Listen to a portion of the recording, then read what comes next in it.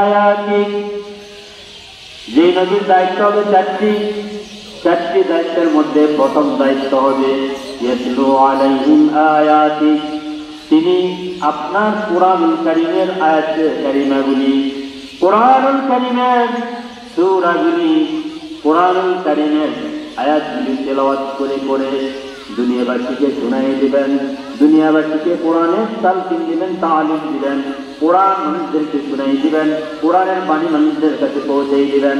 চিৎকার করলে সুবহানাল্লাহ সুবহানাল্লাহ। 2 নম্বরে ওয়া ইউআল্লিমুহুমুল কিতাব, আর নবীর দ্বিতীয় দায়িত্ব হবে তিনি মানুষদের কিতাব শিক্ষা দিবেন।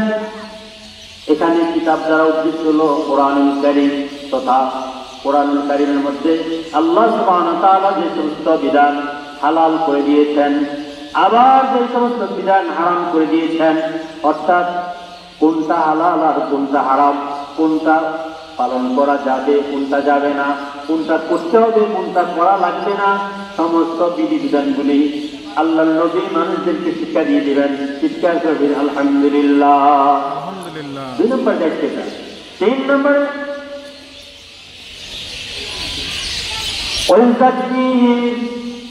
আল্লাহ নবী মানুষদেরকে পবিত্র করবেন তথা মানুষেরা মূর্তি পূজা করে, আগুনের পূজা করে, মাছের পূজা করে, গাছের পূজা করে, বিভিন্ন ধরনের পূজা করে, আল্লাহ তাআলা অন্যের ইবাদত করে। আল্লাহ নবীর দায়িত্ব হবে আল্লাহ নবী মানুষদেরকে বুঝাবেন তারা আল্লাহ ছাড়া অন্য যার ইবাদত করে, মূর্তি পূজা করুক, গাছ পূজা করুক, মাছের পূজা করুক, যাই কিছু পূজা করুক না, সব কিছু গায়রুল্লাহ, সব কিছু হারাম, এগুলা বুঝায় মানুষদেরকে দ্বীন ইসলাম তথা পবিত্রতার দিকে নিয়ে আসবেন। চিৎকার করলে সুবহানাল্লাহ সুবহানাল্লাহ। ওই তাকবীর একটা আরেকটা হলো আল্লাহ নবী মানুষদের তাকবিয়াই নফস করবেন। মানুষগুলি 3 ধরনের নফসওয়ালা, নফস আম্মারা, নফস লাওয়ামা, নফস মুতমাইন্না।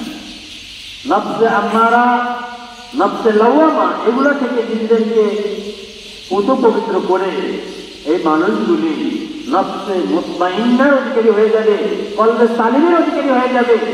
এভাবেই মানুষগুলি তাজকিয়ায়ে নফস তথা আত্মশুদ্ধি লাভ করবে।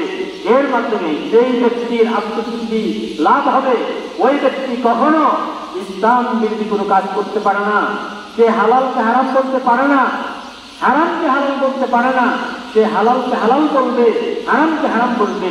বন্ধুরা আমার, যার তাজকিয়ায়ে নফস হয়ে যাবে সে কোনো কৌশল করবে না, হালালটাকে হালাল ভেবেই সে আমল করবে, চলবে, আর হারামটাকে হারাম মেনেই সে চলবে। কখন সে কোনো অসিলা করবে না, কৌশল করবে না, হারামটাকে হালাল বানানোর জন্য কোনো সে পথ খুঁজবে না, রাস্তা খুঁজবে না। বন্ধুরা আমার, নবীর দায়িত্ব হবে মানুষদেরকে তাজকিয়া করা, পবিত্র করা।